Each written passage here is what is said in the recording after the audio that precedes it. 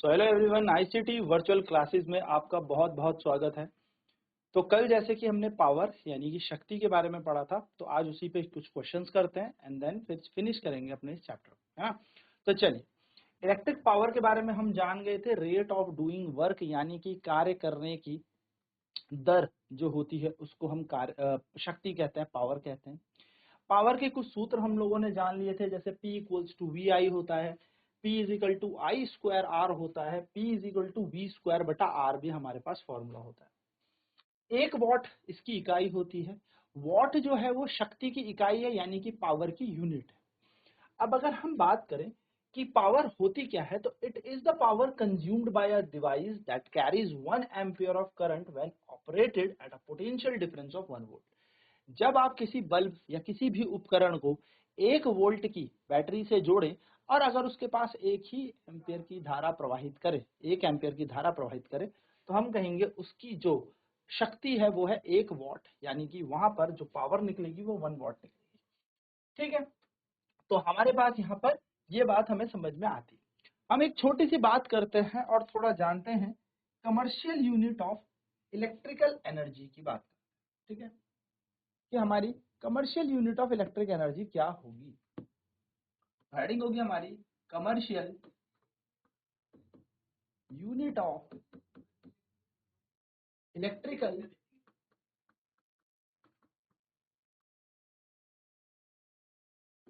Energy. ठीक है, विद्युत ऊर्जा की कमर्शियल यानी कि व्यवसायिक इकाई, और वो होती है किलोवाट आर, यानी कि हम इसको कहते हैं किलो वॉट घंटे। ठीक है, ये बात याद रखें। ठीक, यहां पे याद रखेंगे किलोवाट घंटे हम इसे कहते हैं। अब बात करें आगे की कि सर 1 किलोवाट आर क्या होता है। 1 किलोवाट आर होता है एक यूनिट के समान। हमारे घरों में जो बिजली के बिल आते हैं वो यूनिट्स में आते हैं, वो आते हैं इकाइयों में। यूनिट, 1 यूनिट, 2 यूनिट, 3 यूनिट के प्राइस होते हैं। जैसे कि अगर मैं आपसे कहूँ 1 यूनिट 100 रुपए की, 100 तो नहीं होती, 4 साढ़े 4 रुपए की होती है। तो अगर 2 यूनिट आप कंज्यूम करेंगे एक दिन में, यानी कि आपके घर में अगर 2 यूनिट बिजली खपत होती है एक दिन में, तो आपका बिल होगा 9 रुपए, यानी कि 2 गुना साढ़े 4, 9 रुपए आपका बिल आएगा। ठीक है, तो यूनिट पे ये चलता है। तो अब बात करें, क्वेश्चन यहाँ से बनता है कि 1 किलोवाट आर किसकी इकाई है। तो 1 किलोवाट आर इकाई होती है ऊर्जा की। ठीक है, इसलिए मैंने इलेक्ट्रिकल एनर्जी लिखा है। So kilowatt hour is the unit of electrical energy, है ना। क्या बोलते हैं, किलोवाट घंटा वैद्युत ऊर्जा की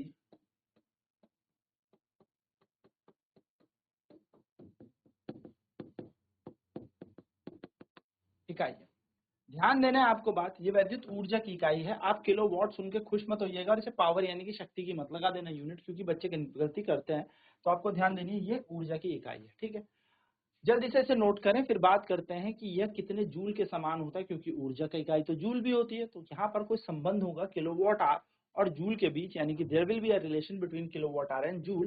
we will discuss this in new session. तो जल्दी से इसे नोट करें, देन आगे बढ़ते हैं।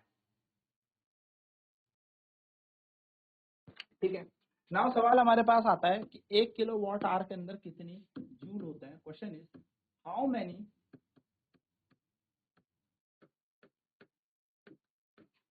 जूल्स आर इन 1 किलोवाट, यानी कि 1 किलोवाट आर, 1 किलोवाट घंटे के अंदर कितने जूल होते हैं। यह आपको कई बार ऑब्जेक्टिव एमसीक्यूज में पूछ लेगा, या कई बार आपको ये रिलेशन डिराइव करने को दे देगा। काफी इंपॉर्टेंट ये पॉइंट है, ये बात आपको ध्यान में भी रखनी है ना।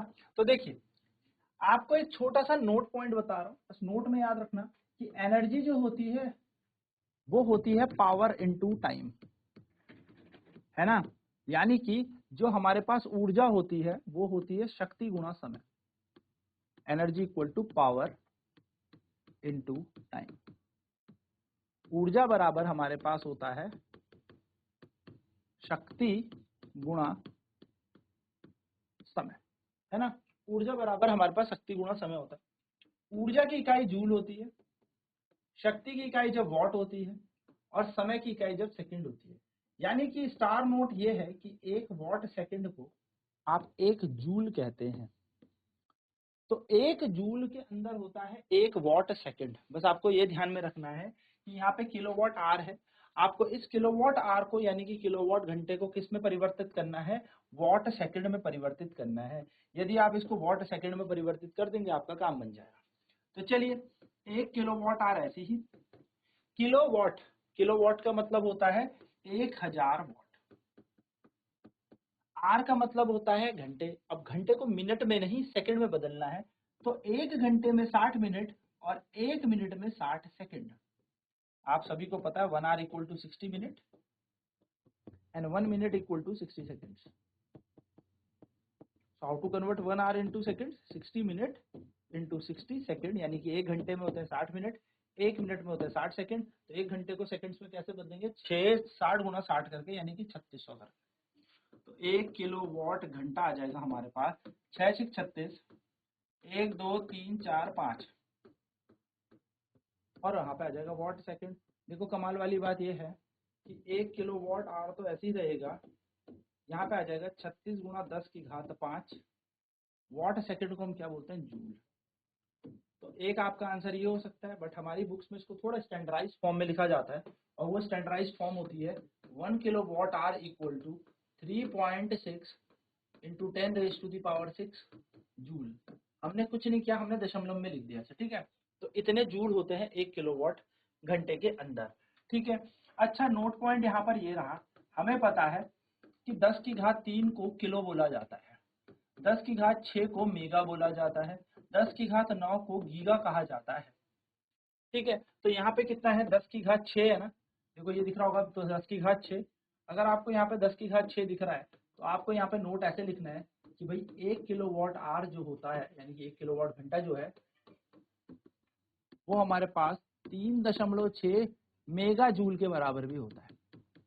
सर मेगा जूल क्यों, क्योंकि मेगा का मतलब क्या हो गया, देखो 10⁻⁶। तो इतने जूल को हम क्या बोलेंगे, 10 की घात 6 जूल को हम मेगा जूल कहते हैं, ठीक है। तो ये बात ध्यान में रखनी है। चलिए नोट कर लें फटाफट से, ठीक है। तो ये हमारे पास यहाँ पे इसकी यूनिट होती है। तो यही चीज हमें यहाँ पे भी बताइए कि इसके अंदर इतने जूल होते हैं, ठीक है।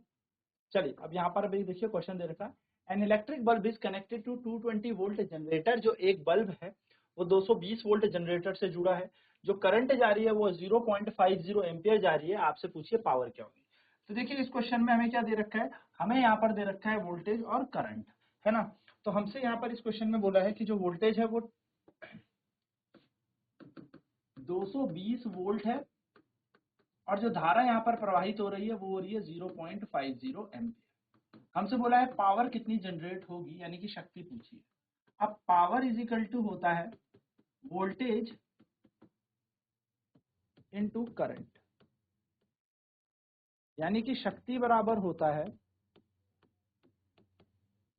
वोल्टेज गुणा धारा, यानी कि P equals to VI। P को P रखेंगे, V की जगह हमारे पास 220, I की जगह है 0.50, पॉइंट हटेगा, एक 10 आएगा, 0 से 0 कैंसिल हो जाएगा, यहाँ आएगा 22 गुणा 50। तो 22 पंजे कितना होता है 110, और 0 का 0, इतना वॉट यहाँ पर पावर है। तो बिल्कुल यहाँ पे आ जाएगा 110, ठीक है। अच्छा 0.50 है ना, ठीक है। इसको थोड़ा सही कर लेना, 0.50, यहाँ पे एक 0 और आएगा, ठीक है। यहाँ पॉइंट हटेंगे तो 2 0 आएगा, एक 0 और कट जाएगा, तो एक 0 कट जाएगा, तो 110 वॉट आ जाएगा, ठीक है। ठीक है, तो 110 वॉट हमारा आंसर आ जाएगा, ठीक। चलिए नोट कर लें इसे फटाफट।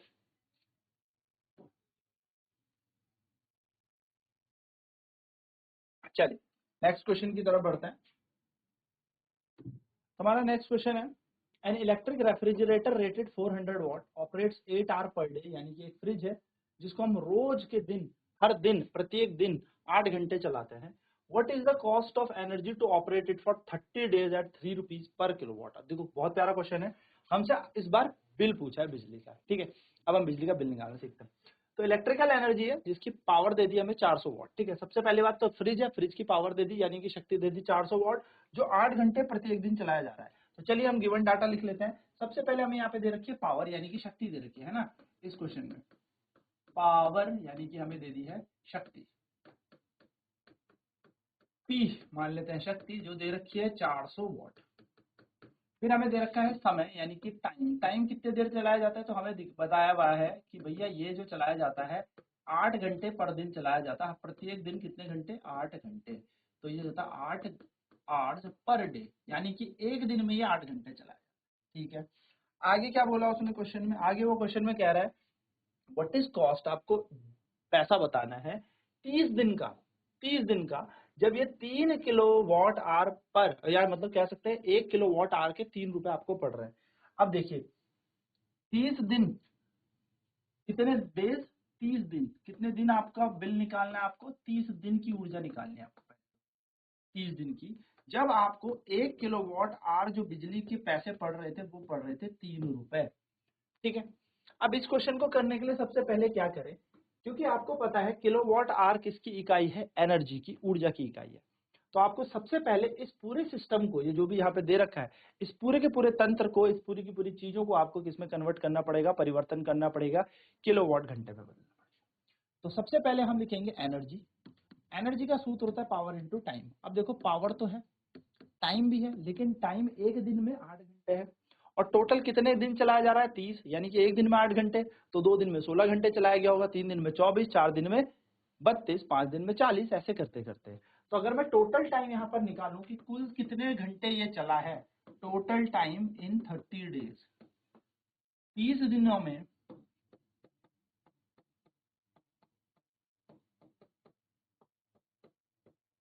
कितने घंटे ये चला, तो 30 दिन में चलेगा ये 30 गुणा 8, क्योंकि हर दिन 8 घंटे, तो 2 दिन 2 इंटू 8, 3 इंटू 8, 4 दिन 4 इंटू 8, तो 30 इंटू 30 इंटू 8, यानी कि 240 घंटे ये इस पूरे 30 दिन में चला है।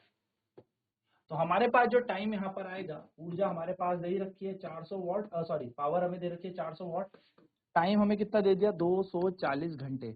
पर जो हमारा आंसर आएगा ये आएगा वॉट आवर्स में, वॉट इंटू आवर्स, यानी कि वॉट घंटे में आएगा। क्यों सर, क्योंकि हमने जो शक्ति है इसको वॉट में लिखा है, और हमें शक्ति को किस में लेना पड़ेगा, किलो वॉट आवर में। तो हम यहाँ पर शक्ति को किलो वॉट आवर में लेने के लिए किससे भाग देंगे, 1000 से। तो हमारी ऊर्जा आ जाएगी 400 गुणा 240 बटा 1000, और अब हम इसे पूरा कन्वर्ट कर चुके हैं किलोवाट घंटे में। 0 से 0 उड़ा दीजिए, 0 से 0, 0 से 0, एनर्जी जो पूरे 30 दिन यानी कि जो 30 दिन की ऊर्जा खपत है वो है 4 गुणा 24, ठीक है, और 24 चक होते हैं 96, 24 4 का होता है 96, तो 96 किलोवाट आवर एनर्जी कंज्यूम हो रही है, यानी कि ऊर्जा खपत हो रही है 30 दिन के अंदर, जब उस फ्रिज को हर दिन 8 घंटे चलाया गया ना। 1 किलोवाट आवर जो पढ़ रहे थे, 1 किलोवाट आवर की जो पैसे है वो है 3 रुपए, तो 96 किलोवाट आवर के कितने होंगे, 96 इंटू 3, हम बस मल्टीप्लाई कर देंगे, 18 और 27 और 1 28, ये पड़ जाएगा 288, तो 288 रुपए आपका बिल आ जाएगा, 288 रुपए आपका बिल आ जाएगा, ठीक है। चलिए तब इसको भी नोट कर लेते हैं फटाफट। चलिए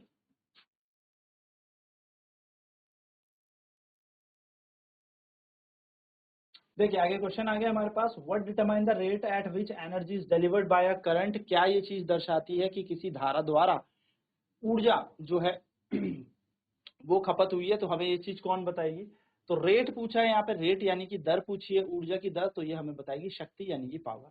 नेक्स्ट क्वेश्चन कहा है, एक इलेक्ट्रिक मोटर है जो 5 एम्पियर का करंट लेती है 220 वोल्ट की लाइन से, यानी कि 220 वोल्ट से आपने किसी को जोड़ा होगा, किसी मोटर को जोड़ा होगा, तो 5 एम्पियर की धारा वहां से लेती है। Determine the power of the motor and energy consumed in 2 hours, वो क्या कह रहा है, आप सबसे पहले तो शक्ति बताओ इस मोटर की, और दूसरी चीज ऊर्जा बताए। तो आओ इस क्वेश्चन को करते हैं। 5 एम्पियर की धारा 220 वोल्ट की लाइन से जुड़ी हुई है ना, तो हम यहाँ पे क्या कहेंगे, धारा हमारे पास कितनी दे रखी है, 5 एम्पियर की, कितने वोल्ट की लाइन से जुड़ी है, 220 वोल्ट की लाइन से जुड़ी है, ठीक है। आगे उसने क्या कहा, आगे कह रहा है determine the power of the motor and the energy consumed in 2 hours, यानी कि 2 घंटे के अंदर अंदर सबसे पहले तो पावर बताओ और दूसरी चीज ऊर्जा बताओ यानी कि एनर्जी बताओ। ये क्वेश्चन हमसे पूछा है। तो चलिए इस क्वेश्चन को सबसे पहले करने के लिए हम क्या करते हैं, पावर दिखते हैं पावर। तो पावर का फॉर्मूला हम क्या देख सकते हैं, V इंटू आई है ना, V इंटू आई हमारे पास पावर होती है, तो V इंटू आई हमने पावर ले ली। तो शक्ति बराबर VI होता है, हमने पढ़ा है फॉर्मूला वोल्टेज इंटू करंट होता है, यानी कि शक्ति बराबर हमारे पास होता है वोल्टेज गुणा धारा, P बराबर VI। P को P रख दो, V का मान 220 दे ही रखा है, I का मान कितना दे रखा है 5, तो 22 पंजे 110, 1100 वॉट हमारे पास आंसर। सिंपल, 1100 वॉट हमारे पास क्या आ गई, शक्ति आ गई। नाउ हमसे क्या पूछे, दूसरी चीज ऊर्जा पूछी, सेकंड चीज हमसे एनर्जी पूछी, एनर्जी। तो पावर का फॉर्मूला होता है work done, energy upon time, क्योंकि एनर्जी ही वर्क है। तो एनर्जी का फॉर्मूला हो जाएगा पावर इनटू टाइम, यानी कि ऊर्जा का सूत्र हो जाएगा शक्ति गुणा समय। अब ऊर्जा को ऊर्जा रख दो, पावर कितनी निकाली थी 1100, और समय कितना था, समय कितना दिया हमें 2 घंटे। अब देखो ये वॉट में थी, ठीक है, पावर जो हमने निकाली 1100 वॉट में निकाली। अगर हमें इसे किलोवाट में निकालनी है तो किलोवाट में निकालने के लिए हमें 1100 को क्या करना पड़ेगा, भाग देना पड़ेगा 1000 से, ये किलोवाट में आ जाएगा। तो इसको 1000 से भाग कर देते हैं, एक एक एक एक एक कट गया, यहाँ पे आएगा आपका 22, क्योंकि 11 दूनी होता है 22, 22 बटा 10 किलोवाट आवर, और जिसको हम कह देंगे 2.2 किलोवाट आवर, क्योंकि 22 के नीचे 10 है ना, तो 0.1 प्लेस पे लगेगा। सिंपल, तो ये हमारा आंसर आ गया, ये हमारी ऊर्जा आ गई। सिंपल फॉर्मूला है, सिंपल क्वेश्चन है, सिंपल फॉर्मूले में उनको रख दो जो चीज आपको दे रखी है क्वेश्चन में, ना आपका आंसर आ जाएगा। ठीक है, तो नोट कर लें से फटाफट। तो हमारी शक्ति आ गई थी वॉट में, एंड जब हम इसको किलोवाट में बदलेंगे तो इसको डिवाइड कर देंगे, भाग देंगे 1000 से, तो हमारी शक्ति आ गई किलोवाट में।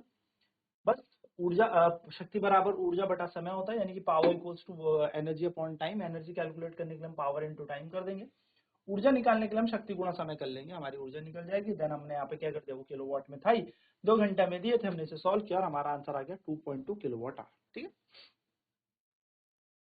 चल अगला क्वेश्चन देखते हैं।